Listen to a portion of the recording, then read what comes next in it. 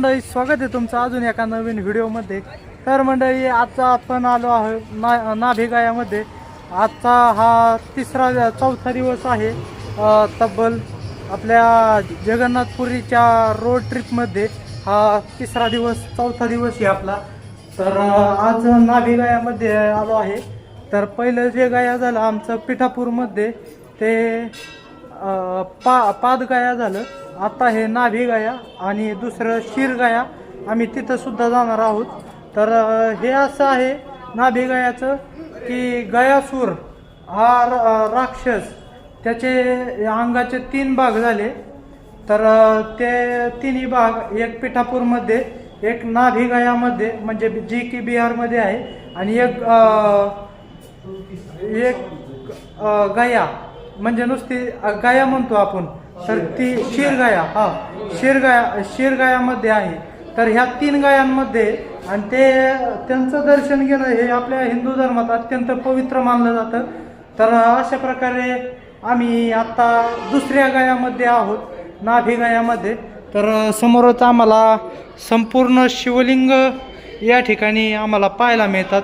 अशा पद्धतीच्या आपण पाहू शकता कशा पद्धतीच्या ह्या संपूर्ण शिवलिंग या ठिकाणी आम्हाला पाहायला मिळतंय।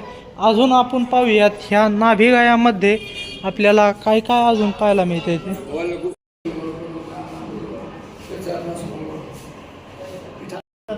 तर 51 शक्तिपीठामधलं इथं एक शक्तिपीठ आहे बिरजा देवी।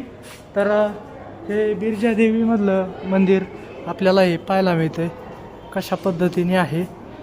खूपच छान, म्हणजे आमच्या ट्रिपमधलं जवळजवळ आत्ता हे 3रं ते 4थं शक्तिपीठ असावं। हे गिरिजादेवी शक्तिपीठ आत्ता आपल्याला पाहायला मिळतंय।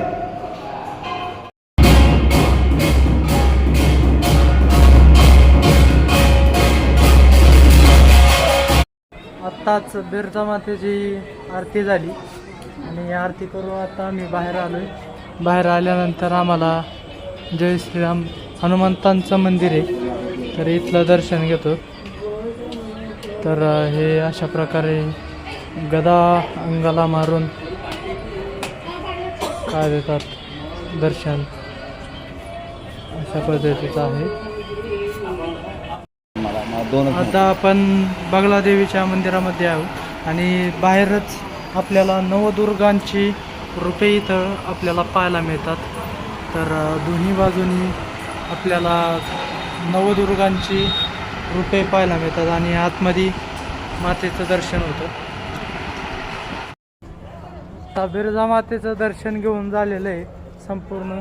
तर मंदिर अशा प्रकारे आपण पाहू शकता, खूपच लय सुंदर मंदिर आहे। नक्कीच इथं कोण येत नाही, आपल्या पुण्याकडची सुद्धा माणसं फार कमी लोकांना इथं हे 51 शक्तिपीठांमधलं हे एक शक्तिपीठ आहे आणि फार कमी लोक इथं येतात। तर नक्कीच आपण प्रवास केला पाहिजे, इथं अशा तीर्थस्थानांना भेट दिल्या पाहिजे, एवढीच माझी इच्छा आहे। तर तुम्हाला जसं जमेल, जसं शक्य होईल तसं या ठिकाणी या आणि इथलं दर्शन घ्या। खूपच भारी वाटते, म्हणजे त्या फिलिंग्स अशा शब्दात सांगू नाही शकत। अशा पद्धतीने हे सर्व मंदिर आणि मंदिराचा आजूबाजूचा परिसर आम्ही पाहतोय। पुढं आमची यात्रा चालूच राहणार आहे, पुढचे व्हिडिओ नक्कीच येतच राहतील।